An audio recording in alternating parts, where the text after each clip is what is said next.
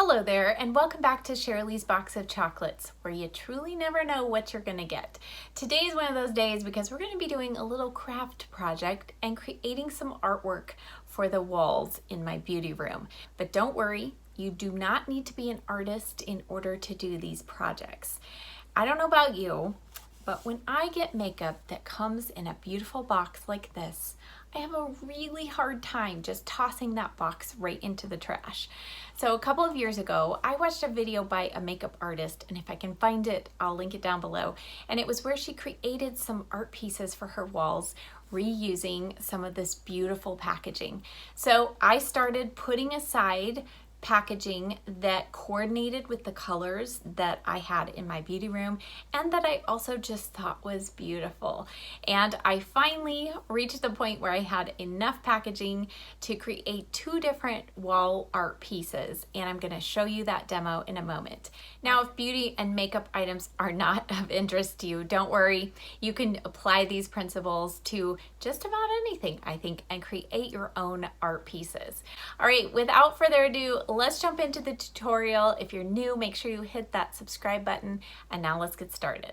All right, so I took some time to really lay out the boxes, and I put them on two different canvases. I bought a package of two. These are 18 by 24, and you can see I grouped them by color, more pink tones on the left, and then more rose gold and gold tones right here in front of you. And then I have a few extra boxes that I just couldn't fit in. Then I decided a black background would look better, so I spray painted them with the satin black finish. And once it had dried, I started putting the boxes back on the canvas. I had taken a picture to help kind of give me some guidance as to what I had initially decided would be a good layout. But you can see here, I kind of tried a few different things. I thought, I don't really like that, move this. So this is the time to really make sure you like how everything's laid out, and this is the best layout that I came up with. Then I went to the next canvas and again laid things out according to my original picture that I had taken. And then once I had everything on there, I just felt like the spacing I didn't like for certain things. So I rearranged, and then finally came up with this layout. Once everything is laid out, then I took it to my dining room table and I used a hot glue gun. I think hot glue is very forgiving, and it holds really well, but it's not completely permanent. So later you could take things off easily and change it out. So I had already done this one. I wanted to show you the finished look, and now I'll show you the process on this pink one. So what you want to do is make sure that everything is straight and level first, and then I started gluing down each one of the boxes. And what you want to do is I figured about 3 beads of glue or 3 lines of glue or so was plenty, depending obviously on the size of the box. But I just went from one corner across and then went kind of gradually up. So I did one row at a time, making sure that the box was straight and level, kind of even with the edge of the canvas, and then pressed down firmly.